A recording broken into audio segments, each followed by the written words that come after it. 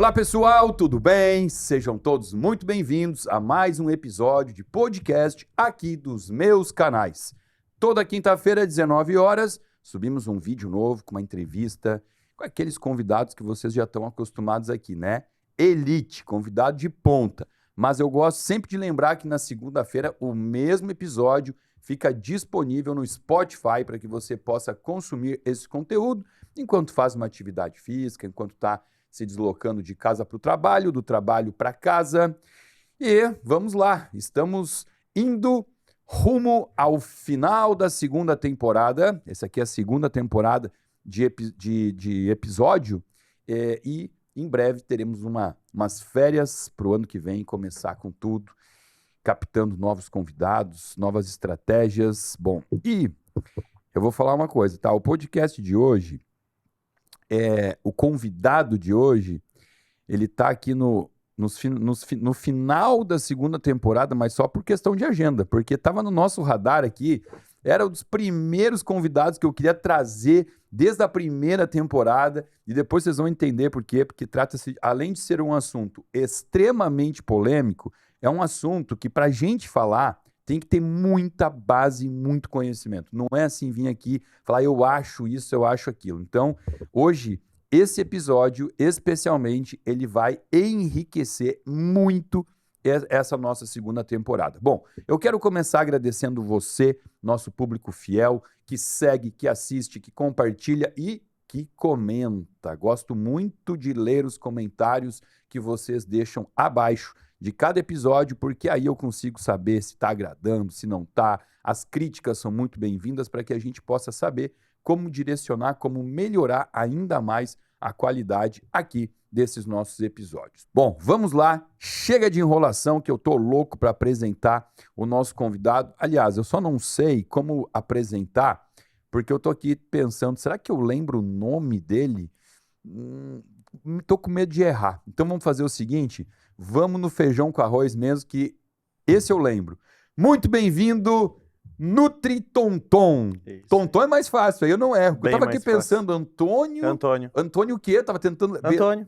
Sobrenome? Bonotto. Bonotto, eu ia Belotto, eu tava com Belotto. Ainda bem que eu não apresentei pelo nome, porque há muitos anos não é mais Antônio, é Tonton. Tonton. Muito bem-vindo, querido. Quero te agradecer, porque eu sei que você não está morando mais em Porto Alegre e que as tuas passadas por aqui são muito rápidas. Hoje, inclusive, você está aqui para um evento de um congresso e conseguiu encaixar na agenda aí para a gente fazer esse nosso episódio. Então, obrigado, viu, de coração. Obrigado, é um prazer todo meu. Querido, vamos lá. Você sabe que contigo, né, nutricionistas, a gente teria assuntos para falar por semanas. Mas, especialmente você, eu quero te usar para uma coisa aqui, que é o nosso tema mais polêmico, de uma bandeira que você foi um dos primeiros a levantar dentro da nutrição. É verdade. E por isso foi o mais apedrejado. E eu quero, inclusive, te dar os parabéns pela tua habilidade de esquivar das pedras ou de tomar pedrada e não cair, ou cair e levantar e continuar. Porque eu não tenho essa habilidade que você tem aí para haters, viu? Você é uma pessoa que é admirável o tanto quanto você suportou e trazer um assunto que hoje muitos artigos científicos já começam a mostrar que é a dieta da longevidade, né? Inclusive, alguns documentários de Netflix já estão também trazendo isso, de qual é o tipo da dieta que faz a gente conseguir ter melhor performance e viver muito. Então, quero primeiro que você se apresente aqui, conta um pouquinho quando foi que você foi picado pela nutrição e depois de fazer nutrição, como foi que você virou essa vertente aí para uma dieta plant-based? Tudo bem, pessoal? Então, eu sou o Tonton, apelido de Antônio. Eu tô desde 2013 nas redes sociais. Faço um trabalho focado em longevidade, mas um trabalho especificamente em longevidade com desempenho físico e mental. E aí é uma linha que eu já visto e levanto a bandeira há muito tempo, que é o biohacking. Então, hackear a biologia do corpo a seu favor, ser a sua melhor versão. E a partir dessa experiência e minha experiência de vida, eu iniciei, então, na área de administração, tecnologia da informação, fui para medicina, não gostei, Fiquei um tempo, acho que até a mesma faculdade lá que você fez. E depois decidi, não, eu preciso trabalhar com alguma coisa que vá trabalhar com prevenção, não com doença. E aí me deparei com educação física, personal trainer, mas não fiquei satisfeito. Até que eu encontrei a nutrição. Na nutrição eu fiquei muito satisfeito, mas eu tinha uma dificuldade muito grande com os professores em especial. Era muito antagônico o que eu já tinha de experiência, que eu já tinha estudado por conta própria e o que era apresentado. E nessa altura eu já estava vegetariano há um bom tempo. Aí eu tive algumas fases, flexi ou semi-vegetariano, comia peixe, depois ovo vegetariano, ovo lacto vegetariano, depois só ovo vegetariano de novo, depois só vegetariano, depois vegano. E nisso, muito antes das redes sociais, eu já fui atacado na faculdade. Todas essas faculdades de saúde que eu passei, principalmente na nutrição. E aí se questionava essa questão em relação a como é que fica a proteína, enfim. E talvez por não absorver, ou talvez por ter passado muito bullying em colégio, coisas do gênero, eu tenha aprendido a lidar, não me deixar transformar com esses ataques. E aí nisso eu fiquei estudando, e a melhor forma física que eu tive, que eu competi num período ali de 2, 3 anos, powerlifting, então agachamento, supino e levantamento terra, e fisiculturismo foi sendo vegano, ou parcialmente vegano, porque eu consumia eventualmente mel de cultivo próprio. E isso, na época, né, como as pessoas não tinham mais como atacar, elas olhavam e diziam, não, é anabolizante, então.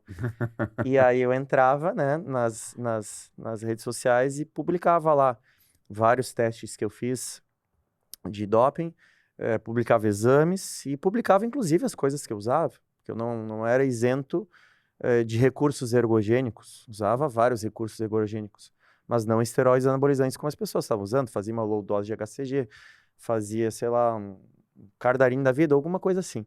Então eu publicava tudo, e as pessoas mesmo assim não tinham a consciência de entender que era possível. Até que depois eu criei conteúdos para serem vendidos para profissionais de saúde, porque eu entendi que se a pessoa que está me atacando lá, que ela está dizendo que é impossível, que isso, que aquilo, é porque está faltando profissionais de saúde para passar essa informação. E aí eu criei cursos como Vegetarianismo na Prática e outros cursos para educar profissionais de saúde e mostrar para eles que sim, que é muito mais do que utilizar essa estratégia para doenças autoimunes e para várias outras condições, que dá para usar para ganho de massa muscular também. Muito bem, então essa é a história do Tonton dentro desse universo, mas aí eu quero aproveitar você aqui, a tua expertise e facilidade em explicar, você é um super comunicador, algo que eu percebo que existe muita confusão quando a gente toca nesses termos, né, vegetarianismo, veganismo e tal, porque assim, eu já aprendi a duras penas, né, sendo atacado, porque eu não falo mais, né, assim, dieta vegana, porque as pessoas que assumem essa identidade do veganismo, elas já me criticam e me corrigem, na verdade. Exato. Samuel, não é uma dieta, o veganismo ele é um estilo de vida, Isso. né? É um estilo de vida onde você não utiliza absolutamente nada de origem animal, Exato. você não usa, inclusive, nenhuma maquiagem que foi testada em animal e tal, né? E eu tinha um pouco de dificuldade para falar sobre isso, por quê? Porque na minha cabeça eu tinha a definição era errada, era torta. Para mim, assim, ó, vegetariano é quem não come carnes, mas consome ovos e lácteos. E veganos era quem não usava nada. Então hoje eu aprendi que existe um termo que é o vegetariano estrito. Isso, exato. Que daí é essa pessoa que não consome nada de origem animal, mas ela pode usar um tênis feito de couro. Isso, perfeito. Eu fui vegetariano estrito muito tempo, mas fui vegano também. Foi vegano também. E fui vegano chato. Fui vegano democrático e fui vegano chato. O ativista. Exato. Muito bom, tá? Ótimo você ter falado nisso, né? O vegano chato. Uma das questões aí que você sabe, eu me exponho muito em rede social, tá? Muito. E se expor é dar a cara a tapa, né? Exato. Então, tem uma coisa muito chata quando a gente fala sobre esses tipos de dieta. Por quê? Vou te dar um exemplo que você vai entender, tá? Eu fiz uma postagem no dia do veganismo, Dia Mundial do Veganismo, faz o quê? Umas semanas aí. Isso. E aí cara, eu nem me identifiquei ali, não falei eu não sou vegano, né? Então eu falei assim, olha, hoje é Dia Mundial do Veganismo, eu quero dar parabéns a todas as pessoas veganas desse mundo, que eu acho louvável, eu acho muito bonito colocar, assim, os animais, né, em primeiro lugar e, em respeito aos animais, não consumi-los e não usar absolutamente nada de animal. Perfeito. Aliás, você vê algum problema nesse meu post? Nenhum. Nenhum. Nenhum. Que E eu bom, vi também já. que bom. Por quê? Porque aí teve gente que escreveu assim pra mim. Ah, então você quer dizer que quem come animal não respeita animal? Daí eu respondi, falei, não é isso, né? Mas assim, É uma eu interpretação tô totalmente falando, errônea. tô falando que, dentro do que eu sei, o vegano ele escolhe ser vegano Isso. por amor aos animais. Eu não posso dizer que é por outro motivo, né? Exato. Aí eu respondi alguma coisa lá e a pessoa assim pra mim, tá faltando humildade pro senhor, o senhor tá se colocando acima de todo, acha que é melhor que todo mundo. Eu falei, nossa senhora, né? Então, hoje, o que que acontece? E que eu não gosto, não comungo e não concordo.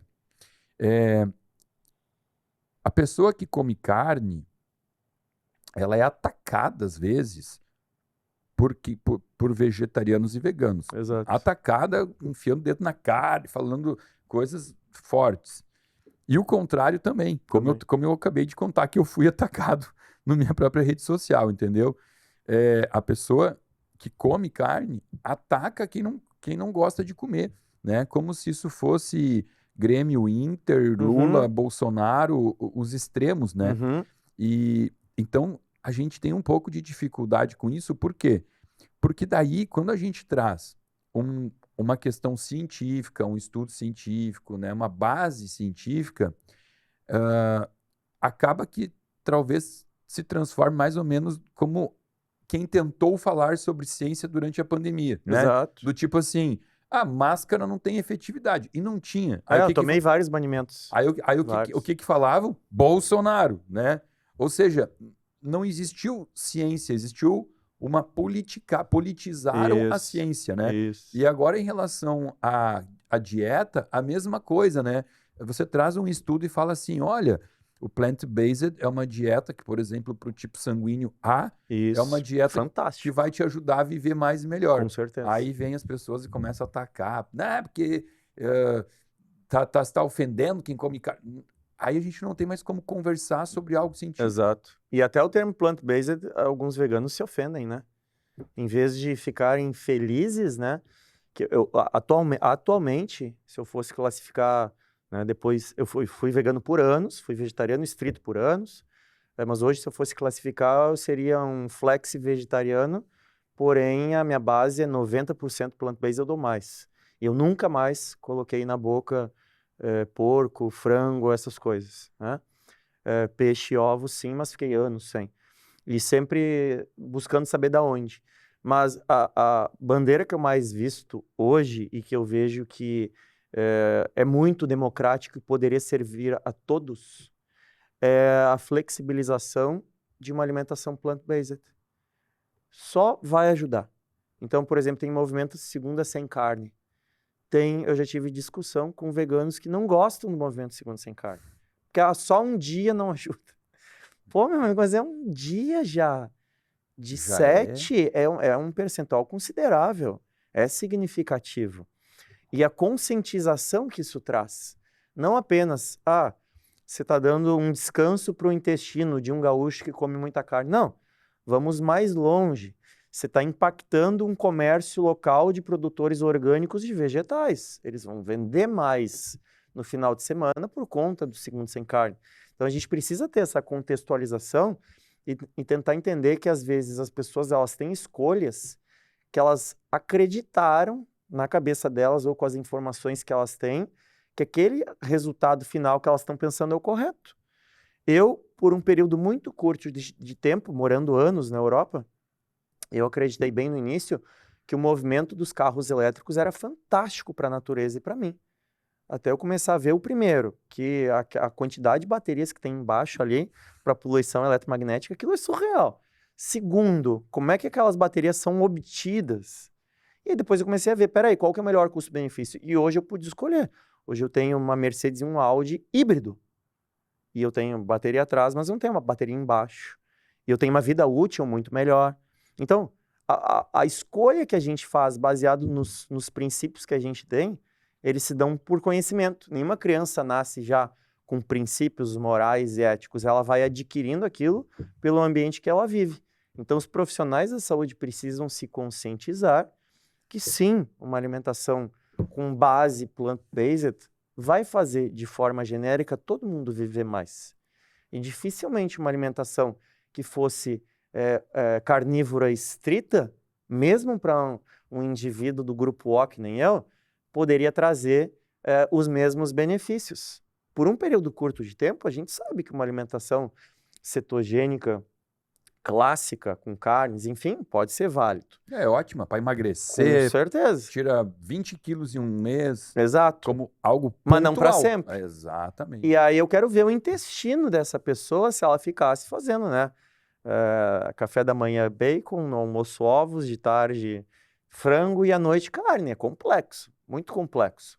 Então a gente precisa ter essa flexibilização de entender que a alimentação plant-based, sem bandeiras, sem radicalismos, ela é, sem sombra de dúvida, de forma genérica, porque qualquer nutricionista, qualquer médico que preze o seu trabalho, ele sempre vai individualizar e personalizar.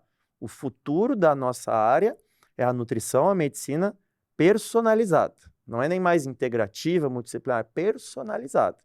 Porém, genericamente falando, para milhões de pessoas que vão assistir, a gente precisa sim levantar a bandeira que a alimentação de base plant-based, que não proíbe o consumo de alimentos de origem animal, mas eles não estão no topo da pirâmide, na base da pirâmide, essa alimentação plant-based é sim um jeito para você ter mais saúde, para você ter mais longevidade e talvez até, se você conseguir, obviamente, ter um cuidado nessa plant-based, você ter melhor performance física e mental. Muito bem. Estou gostando de ver alguém com autoridade vindo me ajudar aqui a sacudir, né? Não é levantar a bandeira, é sacudir ela. Porque eu já fiz até um vídeo no meu canal do YouTube falando sobre aquele documentário recente, né? Que foi publicado das Blue Zones, né? Sim. Eu gosto de ler artigo, eu acho que artigo científico é a base da ciência, só que eu acho que a grande arte e sabedoria está em você ler um artigo, mas também usar o que a gente chama de medicina baseada em evidência, né? Com certeza. Então a gente pode ler, sim, só que quando a gente vai ler, justamente, né, tem artigo falando pro bem e pro mal, assim, né? Leite é anti-inflamatório, daí você pega um artigo, leite é inflamatório, tem para tudo, né? O que eu faço? Eu testo no meu consultório, eu vejo que a cada 10 pessoas que param de tomar leite, 8 ou 9 melhoram do pigarro, do refluxo, da acne, da pele oleosa, da rosácea, da depressão, Então, assim, tá legal, a partir desse momento o estudo já não é mais tão importante para mim, é o que eu vi no meu consultório. Exato. Então, essa questão das Blue Zones e tal, e tô falando isso, assim, já se sabe há décadas, né, que Okinawa sempre foi o foco, né? Exato, eu já fui para lá. Você conhece Okinawa? Sim, é fantástico. Eu conheço muito pouco a Ásia, mas me interessei por causa disso na altura. Então, eu conheço um pouquinho de Tóquio e um pouco de Okinawa. Depois tive outras viagens ali pela Ásia, mas conheço muito pouco. E também tive nas regiões bem sul da Itália, inclusive nas ilhas, e pude observar. Então, de base observacional, o que você disse é perfeito. A gente está tendo aquela observação e está vendo aquela prática clínica. Além disso, você tem a parte científica. Lembrando sempre, né, que tem pessoas que pegam um artigo e publicam nas suas redes sociais para leigos e fazem a sua interpretação. E às vezes esse artigo, mesmo publicado numa grande revista, de uma grande universidade, está enviesado. Então, às vezes, tá querendo dizer que o leite é fantástico para todo mundo, ok. Mas quem é que patrocinou por trás disso aí? Você vai ver que tem uma grande indústria. E a gente teve, né, a triste notícia, tem alguns anos já aí que a gente está sabendo, de todos aqueles médicos de Harvard que agora, no leito da morte, alguns até que faleceram, falaram que receberam propina, suborno, enfim, para condenar a gordura e para falar que o carboidrato era a melhor coisa do mundo. Só que quando a gente olha para essa informação e traz para a alimentação plant-based, Você pensa, tá, mas ela tem bastante carboidrato, só que a questão é qual. E qual que é a grande diferença? Você pega o Mediterrâneo, você pega partes da Ásia, qual que é a grande diferença? Que eles vão consumir bebida alcoólica de arroz. Eles vão consumir arroz, eles vão consumir batata, batata doce roxa. E o que para esses lados, Estados Unidos, Canadá, Brasil, Argentina, o que eles fazem? É bebida alcoólica com trigo, grãos em excesso, grãos que foram modificados para grandes produções. Então, a diferenciação é você entender os carboidratos não são todos iguais e o consumo de derivados desses carboidratos vão ter questões muito diferentes. E aí você pega, por exemplo, tem aqui do Sul um grande amigo, que é irmão do Gabriel de Carvalho, Rafael, ele faz os testes, né? Dificilmente alguém tem grande sensibilidade alimentar a arroz. Agora, trigo, quem que não tem? É raríssimo. O arroz é muito difícil, né? Muito difícil. E aí você pega, por exemplo, o arroz selvagem, Samuel, e o arroz negro ou preto, enfim, cada lugar chama de um jeito. Eles são variedades muito antigas de arroz, que o conteúdo nutricional é riquíssimo. Proteico. E se você faz fermentações dele, que tá na moda kefir e kombucha, né? Mas a gente esquece de uma base que faz em casa, que é o Rejuvilac, que é facílimo. E você faz Rejuvilac, por exemplo, de um arroz orgânico, de boa qualidade, nossa, o benefício que tem para o seu trato gastrointestinal é muito grande. Então a gente não precisa ficar preso em acreditar que por consumir mais carboidrato é ruim. Não, depende do tipo do carboidrato. E as blusões, eles consomem muito carboidrato, de boa qualidade. Em Okinawa era batata roxa, que você falou, né? Batata doce roxa é a base da comida deles. Exato. Eu como quinoa, Adoro. que é para mim a base da minha comida é quinoa e arroz negro e uso muito feijão azuki. Adoro. Eu vejo ali as maiores fontes proteicas, né? E o azuki, ele tem a vantagem, desculpa te interromper, mas o azuki tem uma grande vantagem. Todas aquelas pessoas que seguem a alimentação com baixo teor de food maps e coisas do gênero, e eu tenho uma prática clínica gigante disso, mais que eu, só o Márcio André. E o azuki é um dos que menos agride. O azuki, se você fizer o processo de demolho bonitinho e fizer uma cocção de preferência em baixa temperatura, é muito difícil alguém ter queixa. Não sabia disso. Ele é fantástico para qualquer queixa. Então, a pessoa que está com uma SIBO, sem intestino irritável, Crohn, doença celíaca, seja for, o intestino está irritado e o feijão convencional está atrapalhando. Insere o azuki. E é facílimo de encontrar. Eu viajo o mundo inteiro, sempre encontro. E aí você falou, que legal que você tocou nesse ponto, né? Em demolho. Porque, por exemplo, eu acho que eu vou completar 10 anos numa dieta não vegetariana estrita por conta do mel. O mel é a única fonte animal que eu ainda consumo. E não vou deixar de consumir, porque tem muito benefício, né? E é gostoso. Eu gosto de botar no meu avocado. Muito benefício. Então, o que acontece? Para eu conseguir atingir as minhas metas de proteína, e eu não tenho mais aquela coisa de 2 gramas por quilo de peso. Hoje eu consumo 1,4 e fico nisso aí. Eu vou muito pro grão. E aí o grão, eu me incomodo com esse movimento anti-grão. Por exemplo, se você pegar, tem um livro maravilhoso que eu li, achei fantástico, Dieta da Mente. Mas eles atacam o grão, né? Por causa dos antinutrientes do grão. Isso. Aí eu falo, gente, mas é só preparar, né? É desconhecimento culinário e nutricional. Aí eu tive a vantagem de ter estudado antes da nutrição, ter sido chefe. E aí eu me especializei em gastronomia vegana, macrobiótica, enfim. E se perdeu muito a cultura do macrobiótico, mas para mim é uma das melhores culinárias que tem, porque ele leva em consideração tudo isso. Então, quando eu vejo até médicos americanos que já foram veganos e hoje estão numa dieta mais onívora, e eles vão lá e atacam os grãos, e as pessoas me encaminham. Pô, mas você botou no meu plano isso, e pô, e agora como é que tá? Eu falei, não tem nenhum problema, olha lá, modo de preparo. Você tá respeitando o modo de preparo? Você escolhe a quinoa, né? Eu adoro a quinoa. A quinoa é um pseudo-cereal, um grão, enfim, que germina muito rápido, muito fácil, sem basicamente nada. E é incrível que a quinoa consegue germinar até com a porcaria da água da torneira. Porque normalmente... Cheio de cloro. Normalmente você precisa ter uma água mais limpa, enfim.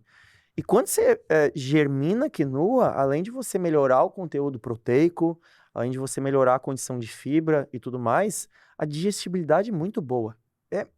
Até hoje eu não me lembro de ter conhecido algum cliente meu, e já devo estar na casa de 50 mil atendidos, que tenha passado mal em consumir quinoa germinada. Não tem, Não me não recordo. tem. Acho que não existe, tá? E aí, se tivesse, seria alguma coisa muito específica. Então, quando a gente fala de grão, a gente tem que entender o modo de preparo.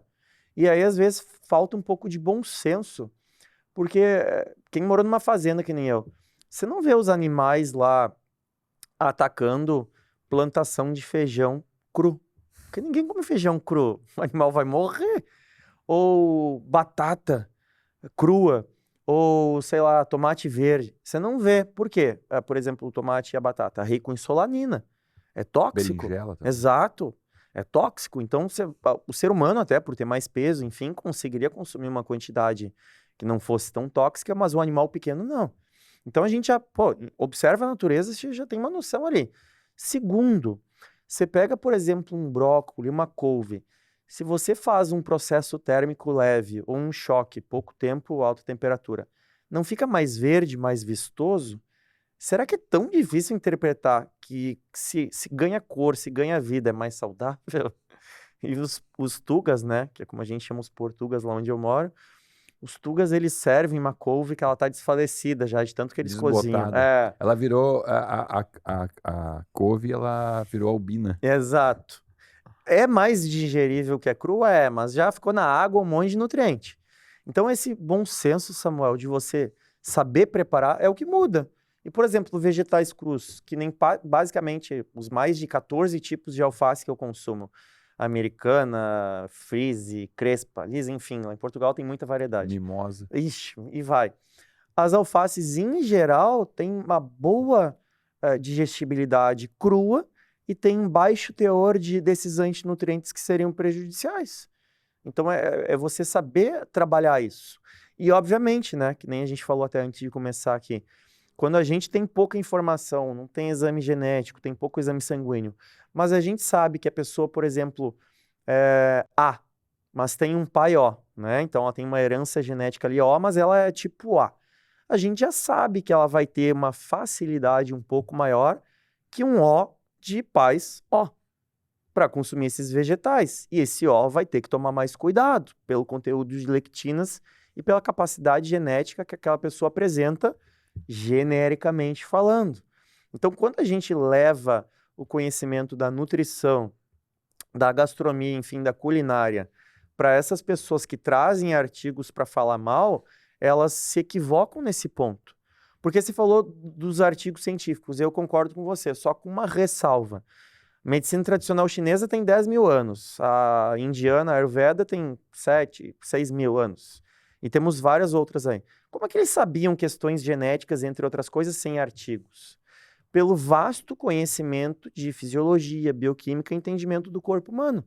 Então, antes da gente sentar para ler um artigo científico, interpretar esse artigo, trazer esse artigo para os nossos pacientes e para as redes sociais, o que é a bioquímica, o que a fisiologia nos diz? Porque daí a gente está pegando o bom senso e levando o bom senso para a prática clínica, o bom senso para a alimentação. E aí, quando a gente fala a palavra antinutriente, o leigo, ele acha que é só ruim. Mas o antinutriente não necessariamente é ruim. Tem papel.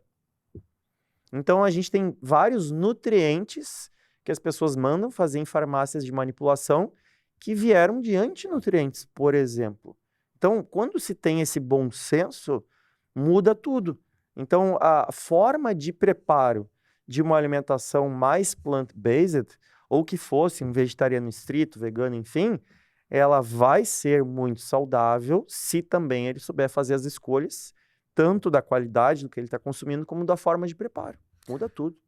Eu tô adorando esse bate-papo, porque como eu já sei os comentários que as pessoas fazem, eu já tô vendo que a gente já tá respondendo aqui, tirando dúvida da maior parte dos meus pacientes, sabe? Que bom. Porque eles vão ler um livro como esse que eu falei, Dieta da Mente, aí fala-se de antinutriente, né? Oxalato, fitato, lectina e tal. E aí fica aquela coisa assim, não, esse alimento aí ele não presta para ser consumido. Eu, por exemplo, eu não como grãos fora da minha casa, no restaurante. A não ser que eu vá lá na Mel, lá Isso, que aí na você sabe Sandra. como é feito o preparo. Eu sei que é um restaurante que aliás, hoje assim, eu tento germinar todos os grãos. Eu também. tenho um germinadorzinho em casa. Eu também. Então tudo que eu vou comer eu tento germinar. E você usa a Excalibur também, a desidratador? Não, eu não Não? tenho o desidratador em casa. Eu tenho só o germinador. Aí a gente deixa assim, prepara, sei lá, 48 horas, já começa a preparar o que vai comer depois. É que Exato. aí tu tem que ter o quê? Planejamento. Isso. E as pessoas não querem ter o Não planejamento. querem, porque, né? Ah, não, deu fome, o que eu posso comer agora? Vai pedir no iFood. aplicativo. Exatamente. Então a gente planeja, né? O que a gente vai comer, o grão de bico. O feijão, se eu não vou germinar, pelo menos 24 horas Isso. trocando a água. Bota uma Isso. colherzinha de vinagre de maçã, Isso. entendeu? A gente tem esse Dá cuidado. para usar algumas algas para você ter melhor digestibilidade. Digamos que a gente vai fazer feijão agora, não teve tempo. Dá para usar algumas algas específicas no preparo do feijão. Essas algas, além de adicionar valor proteico, elas também vão quelar parte desses antinutrientes. Não sabia disso. É. Na hora de cozinhar. Claro, isso se a gente vai fazer de última hora sem os cuidados, senão você não Entendi. precisa, né? Entendi. E isso também dependendo do tipo do feijão. O azuki, você deixou de molho, você não precisaria usar isso. Então, se eu vejo que o feijão não está usando algo no preparo, um restaurante vegano, vegetariano, enfim, eles vão usar algo no preparo e eu não sei como é feito, eu sei que se eu comer, vai empachar. Nossa, barriga incha. Na hora. E em casa não acontece, É. na Mel não acontece também. Exatamente, eu percebo que eu como, cara, eu como grão todo dia. Né? A gente falou de arroz, né? Um que é legal a gente citar, o próprio arroz vermelho, em relação a tratamento de colesterol, tem estudos mostrando o efeito similar à estatina. Exato. Red Race Rice. Isso, né? Estudos que comparam o Monalés com o estatina mostrando que baixou igual. Exato. Óbvio, né? Tem que comer bastante arroz, a gente vai lá e faz prepara um comprimidinho, mas enfim, como é que um alimento desse vai ser ruim? Um alimento que controla o teor lipídico? Bom, vamos falar, já que a gente está nesse bate-papo e na mesa aqui a gente tem um cara que deve pesar uns 100 quilos aí. Acho que tá um pouquinho mais, uns Já 102, passou de 103. Eu tava maior e aí dei uma diminuída e agora tô 100 e um pouquinho. Com um percentual de gordura de 9, 10... Já foi, Samuel, 8, 9, enfim, e aí eu tava até falando com a dermato aqui de Porto Alegre, a Raquel, e, claro, a Raquel, você conhece super bem a Raquel, claro. E a Raquel até me elogiou meu rosto e tal. Eu descobri que ficar percentual muito baixo a vida inteira envelhece muito. Lógico. Hoje eu devo estar com 12, na casa de 12 e pouco. Então, mas 100 quilos com 12% de gordura, aí você está quebrando todas as crenças limitantes que as pessoas têm em relação a uma dieta plant-based, né? Por quê? Quando perguntam para mim, e perguntam muito, Samuel, dieta vegana ou vegetariana é saudável? Eu falo, não sei. Você só me disse um rótulo do que a pessoa não está comendo. Exato. Se você quer me perguntar se aquela pessoa é saudável, você não pode me contar o que ela não come. Você tem que me contar o que ela come. Exato. A partir daí fica mais fácil eu te ajudar. Muito mais. E um dos movimentos que ataca dieta vegana e vegetariana como algo não saudável é o movimento que se embasa no fato de que é muito mais fácil você encontrar um vegetariano obeso. Por quê? Porque quando ele deixa de comer uma carne, geralmente se ele faz isso por amor aos animais, por respeito, ele não está fazendo por amor a ele, à saúde dele. Então, o que ele faz? Ele só deixa de comer e não se preocupa com o que ele está ingerindo. Aí ele coloca aí batata frita, coco, bolo, cuca, pão, massa e, obviamente, como você bem disse no início aqui, carboidrato simples a deixar essa pessoa gorda. Então, aí vem esse movimento que fala, os vegetarianos são doentes. Porque ele não está fazendo isso de uma forma correta. Mas eu pergunto para você, é possível uma dieta plant-based, uma dieta vegetariana associada à saúde? Com certeza. É o principal caminho hoje, na minha prática clínica, para doenças autoimunes. E generalizando as doenças autoimunes, mas vamos pegar o que mais aparece para mim. Hashimoto. E acredite se quiser, lúpus. Lúpus? Tanto? Porque o que aconteceu? Eu fiquei, pela precificação que eu faço em relação ao que eu estudo e o que eu cobro nos meus atendimentos, as pessoas começaram a me trazer coisas difíceis. E aí quando você atende, por exemplo, eu atendi CDKL5, que é raríssimo. PKU, fenilcetonúria. No Brasil é muito raro, Portugal um pouco menos. Aí um fala pro outro, que fala pro outro e vai vindo. E aí lúpus, assim, sem brincadeira, mais de centena. Sabe o que aconteceu? Qual doença que aconteceu isso comigo? Espondilite anquilosante. Nossa senhora. Teve uma paciente minha que curou espondilite com a dieta, ela fez um blog, um fórum. E aí todo mundo foi lá. Exatamente. Ou senão eles têm fanpage no Facebook e aí se falam. Porque quem tem espondilite sabe, todo mundo em Porto Alegre, onde mora, que tem. Agora mesmo, em Portugal, atendi pessoa com fenilcetonúria e ela já sabe as outras pessoas na cidade que tem. Então isso aí faz uma diferença brutal. E aí a minha abordagem, independente de tipo sanguíneo e exame genético, exame de sangue, a minha abordagem inicial para quando a pessoa está com autoimune ali super exposta e todos os sintomas possíveis, meu primeiro passo para colocar aquela pessoa, quem sabe até num estado de remissão ou diminuição de sintomas, é uma alimentação plant-based keto, ou uma plant-based low carb. E aí a escolha dos alimentos para essa plant-based é mediterrânea. Então, se eu fosse botar nomes, né, seria mediterrânea, de base plant-based, low carb ou cetogênica. Por que não a plant-based não mediterrânea? Porque daí a gente está pegando as Américas aqui, que é trigo a rodo, né? Então, é mediterrânea, plant-based, keto ou low carb. E eu nunca tive um caso que tivesse tido queixas e que não tivesse melhorado sintomas. Tem poucos casos que aconteceram no início foi muito bom e depois a gente persistiu por mais tempo e desregulou um pouco o intestino, porque não era uma pessoa... Fibra. Exato. Sim. Mas o custo-benefício foi bom. Não estou dizendo que é uma estratégia sem efeitos adversos. Todas vão ter algum. Mas é uma estratégia que minimiza efeitos adversos e que, se feita por um período de tempo, vai ajudar muito. E é claro, depois tiveram pessoas que amaram e seguiram plant-based, e com espondilite, inclusive, já atendi, e outras que pediram, gostaria de reinserir a proteína animal, e aí a gente foi lá de forma pontual, você não vai ficar comendo atum em lata, você não vai ficar comendo ovo de granja. Aí a gente faz os ajustes da onde essa proteína vai vir, como que ela vai ser inserida e a diferença. E aí, trazendo o que você falou para fazer essa pergunta, as pessoas que têm essas condições, muitas vezes elas também têm queixas estéticas. E elas acham que elas vão ficar magrinhas e barrigudas, né? Vai perder massa muscular e vai ganhar barriga. E, de fato, se a pessoa não tiver uma orientação, não tiver conhecimento, a chance dela é grande. Porque daí ela vai parar numa batata frita. Mas a batata foi frita no óleo de coco. Ou foi feita numa air fryer, que eu brinco que é a maquininha do terror lá, né? Porque você vai fazer ages, ALEs e um monte de coisa ali, né? Acrilamida. A amina heterocíclica, enfim. Então, né, uma maquininha ali que tem que ser muito bem usada, para não dizer que não deveriam usar, mas tem que ser muito bem usada.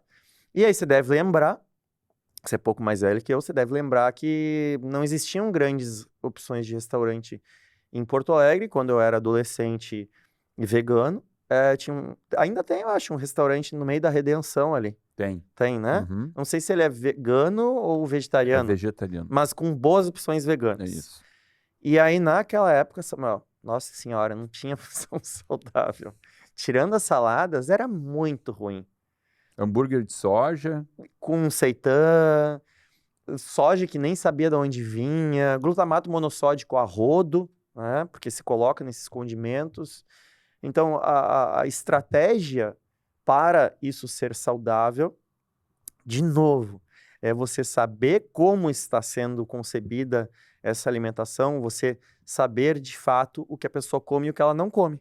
E como você mesmo disse, eu não como isso. Então, eu já tenho que partir da premissa, essa pessoa já vai ter que ter um cuidado aqui maior. Por exemplo, vitamina A, eu não tenho no reino vegetal. Eu tenho pró-vitamina A, beta-caroteno, que tem professoras, infelizmente, de nutrição, que falam vitamina A.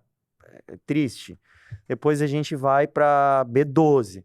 Não, porque a clorela, espirulina. Daí eu entrei numa bioquímica, fui fazer ensaios clínicos lá, não é exatamente a B12, e ainda pode te dar um efeito de aparecer bonita no sangue e não dar o resultado não é metil. Exato, que você gostaria.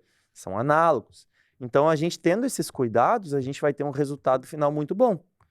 E, para quem gosta de ficar atacando, né, só pensa o seguinte, qualquer médico, nutricionista no Brasil, ortomolecular, integrativo, funcional, 90% dos manipulados prescritos são de origem vegetal.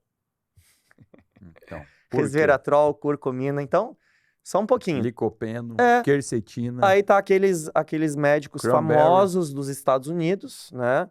Ou sem contar aqueles malucos lá que tomam um monte de anabolizante, diz que come fígado, mas não sei o que, né? Tô Liver. sabendo de quem você tá falando aí. Dieta ancestral. Pois é. Ok, tem uma validade, né? Se bem feita. Só que o ponto é, eles não têm uma noção mínima, será que hoje os estudos com suplementos para longevidade, cancro, câncer, enfim, vem do reino vegetal? Tem alguém hoje que chega para você e diz, não suplemente curcumina, é ruim. Não suplemente transresveratrol, é ruim. Tem alguém? Não tem. E da onde isso está sendo extraído? E você falou do Red Yeast Rice para estatina, enfim, colesterol. Mas quando a gente vai estudar e entender os colesteróis, isso você sabe muito melhor do que eu, a gente precisa ter níveis adequados e não níveis baixos, né? Senão vai afetar toda a produção hormonal, entre outras coisas. Mas quando a gente entra nisso, a gente tem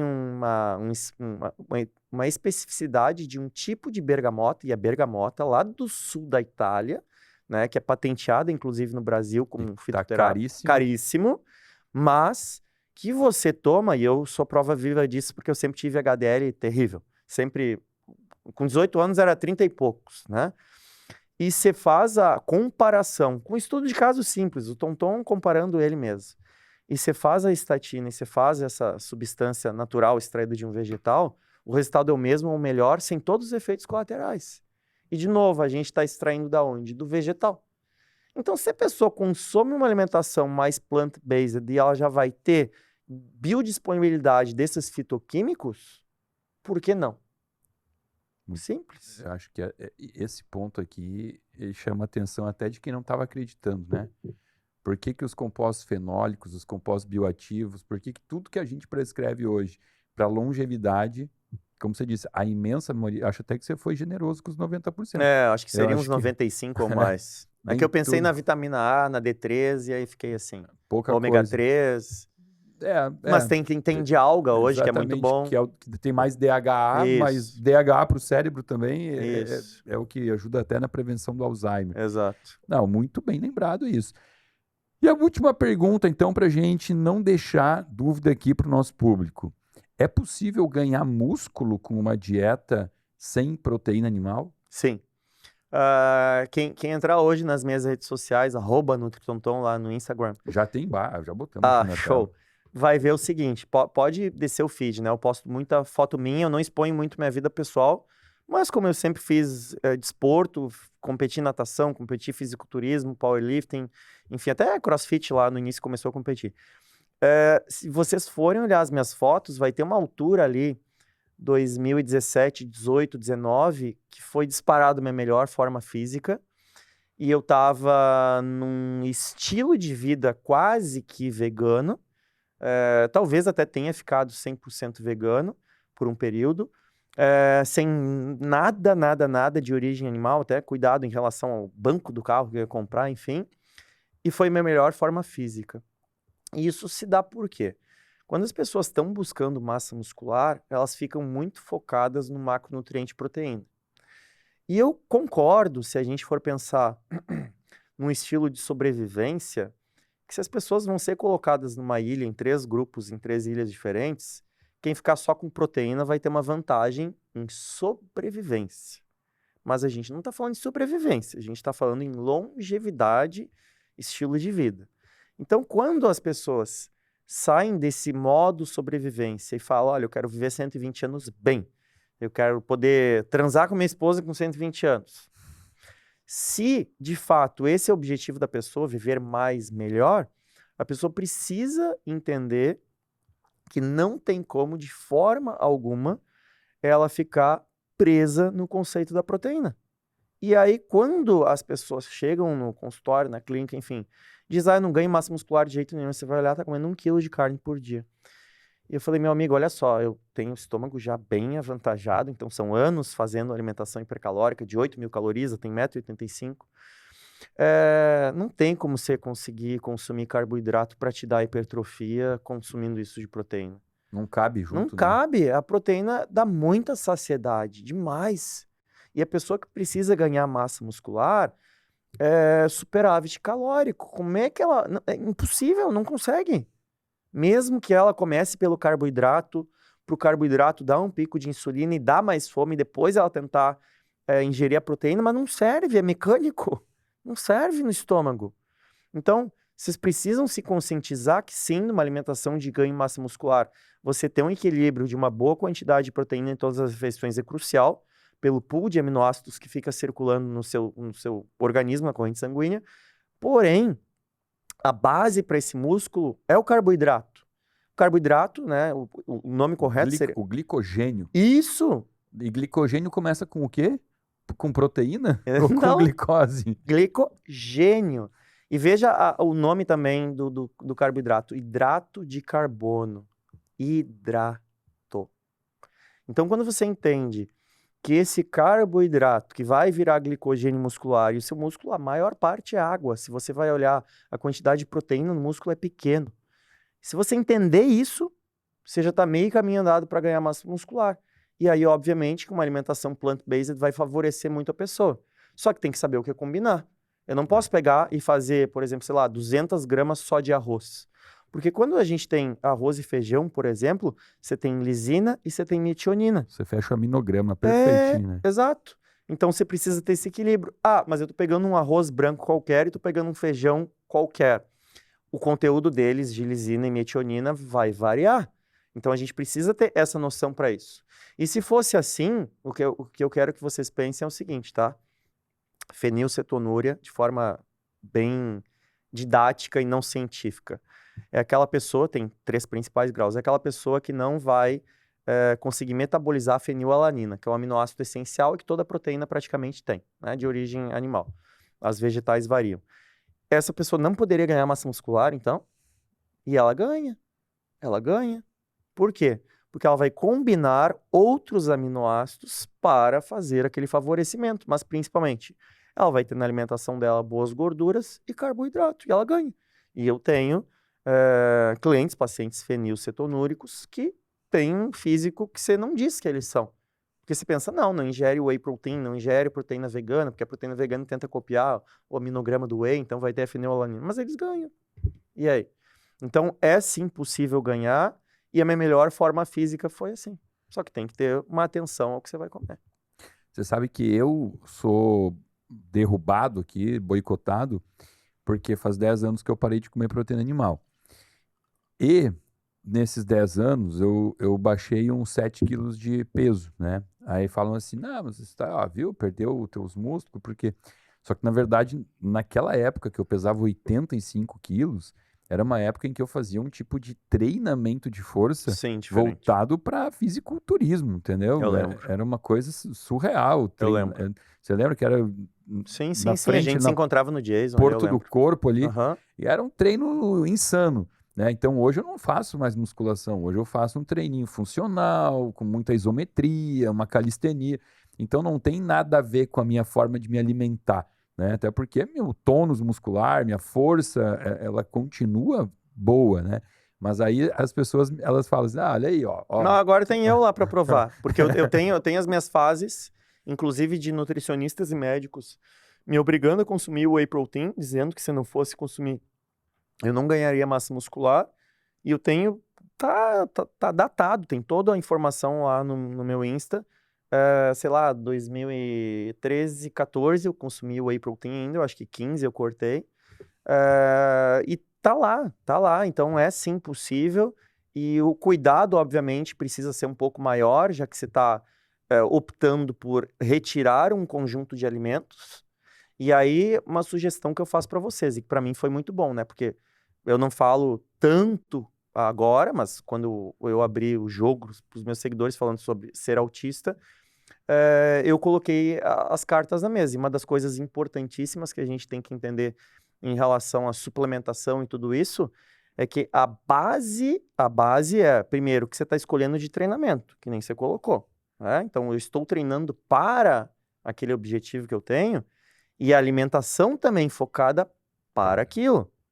E aí, quando você pega e repara pessoas, essas pessoas eram veganas e deixaram de ser e ganharam massa muscular. Mas peraí, será que o treinamento escolhido também não foi mudou a diferente? estratégia total, né? Exato. Então, assim, eu nunca vi um atleta de fisiculturismo que tenha me procurado porque queria ser vegetariano ou meio que já fazia por conta própria. E aí a gente fez a adequação baseado no que ele queria, não na genética, não no tipo sanguíneo, mas no que ele queria, adequamos. E ele manteve o físico ou até melhorou. Nunca tive um atleta que tenha piorado, a não ser que tenha feito por conta própria, mas aí não me procurou. Então nunca tive um que tenha piorado. Agora é óbvio, você excluiu um grupo alimentar, você precisa comer mais. E eu era, como autista, muito seletivo. Então eu lembro que a primeira vez que eu veganizei, como chamava, quando eu era adolescente, eu não comia quase nada, Samuel. Aí, Paladar super infantil. muito. E aí pensa, eu já tô tirando todo o reino animal. É vasto o reino animal. Tô tirando todo o reino animal e eu ainda tô com mimimi que eu não vou comer brócolis porque o gosto não é bom, não vou aprender a comer as coisas, aí lascou. Então, para mim, além de tudo, ter sido vegano, vegetariano estrito, flex vegetariano, semi-vegetariano, enfim, além de tudo, para mim foi muito bom porque eu pensei, eu tô tirando isso. Então, eu preciso comer mais desse. Por exemplo, eu lembro que eu não gostava, se a gente for pegar 15 anos atrás, eu não comia banana de jeito nenhum, não comia abacate de jeito nenhum, avocado de jeito nenhum. Era muito chato. Aí eu tinha as minhas regras de paladar infantil. Não, batata doce é doce, então eu não posso comer ela junto com a comida de sal. E aí eu fui mudando. Por que eu fui mudando? Porque eu pensei, eu retirei isso, então eu preciso ampliar. Então você que segue uma alimentação plant-based, vegana, vegetariana, enfim, um estilo de vida vegano, por exemplo, você precisa comer mais. Você não pode chegar, eu não gosto de abobrinha, eu não gosto de berinjela. Não, você vai ter que aprender a comer. Precisa ser mais amplo. Muito bem. Vários recados dados aqui. Agora eu vou dar o último, posso? Claro. Que é o seguinte.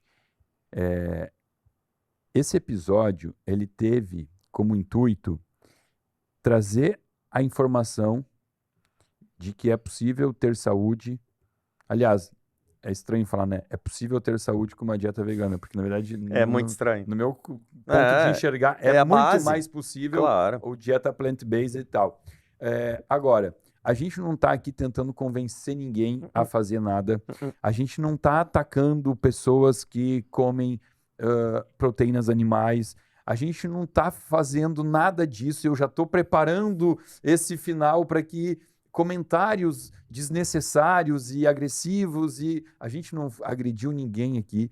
Então, que seja apenas um bate-papo saudável. Isso. Falando sobre uma alimentação que está muito em voga. Dieta do Mediterrâneo é a dieta que mostra os melhores benefícios para alguém que quer viver muito e com autonomia. E para a gente continuar aqui, quer dizer, para que esse episódio ele possa continuar, mesmo terminando, eu quero pedir para você dar uma dica de um livro que você tenha lido, que você conhece, que possa ajudar pessoas a continuar recebendo conteúdo sobre alimentação do futuro. Atualmente, vocês podem achar estranho, mas eu indico o meu livro. Você tem o teu livro, é claro. Eu não estou com ele impresso ainda, mas quando tiver com ele impresso eu vou te mandar, mas tem a versão digital já, mas em breve vai ter a impressa. É biohacking. Então, no livro eu abordo todas essas questões faladas sobre isso, abordo as questões de personalização, alimentação personalizada, suplementação personalizada, a importância de fazer grounding, aterramento, pedras, cristais, pegar sol, o básico, né? E trago mais essa ancestralidade que a gente foi perdendo, que as pessoas que vivem no campo vivem mais e ainda tem. Então, é só entrar lá no meu Insta. A gente coloca... tá no teu Insta. Tá, é só entrar lá no link da bio do Insta, que, na verdade, eu tenho a Masterclass de Biohacking e a pessoa ganha o livro. Entendi. Então, ela vai assistir a aula e vai ganhar o livro. E algum livro, para quem gosta do impresso, algum livro que você leu falando sobre dieta, para público leigo, assim, que não fosse algo para nutricionista? O que eu vou falar também, muitos podem achar estranho e não gostar, mas o meu livro preferido é a Bíblia. Tem muita coisa ali na Bíblia que vocês não imaginam. De nutrição. Muito. Concordo com você. Você tem jejum, tá? É verdade. Você tem, e não só nutrição, você tem referência a óleo essencial. Então eu gosto da Bíblia. Independente de ser católico, ser evangélico, a Bíblia é incrível. E Obviamente, se eu fosse trazer um mais para nossa área, sim. Gosto muito dos livros do Dr. Bruce Lipton e gosto muito da abordagem que o Deepak Chopra usa também, abordando nutrição. Gosto Cita muito. um livro desses aí que você...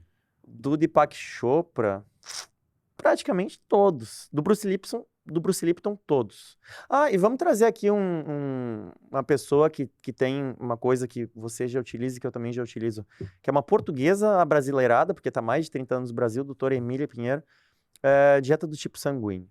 É interessantíssimo porque ela fala de nutrição, de medicina e dessa ancestralidade, e ela não diz que isso pode, que isso não pode. Ela simplesmente mostra, olha, genericamente falando, você que tem pai A e a mãe O, e você nasceu um A, mas tem carga genética O, você deveria seguir uma alimentação mais assim. Interessantíssimo.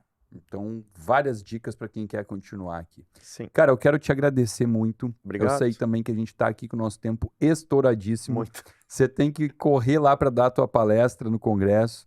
Obrigado e até o próximo, que na terceira temporada nós vamos te raptar aqui com mais tempo para poder fazer um episódio de algumas horas aqui e continuar. Fevereiro ou março eu vou vir com bastante tempo. Então pronto, já bota Marcado. na agenda aí, Adriano. Fevereiro ou março, Tonton volta aqui com a gente.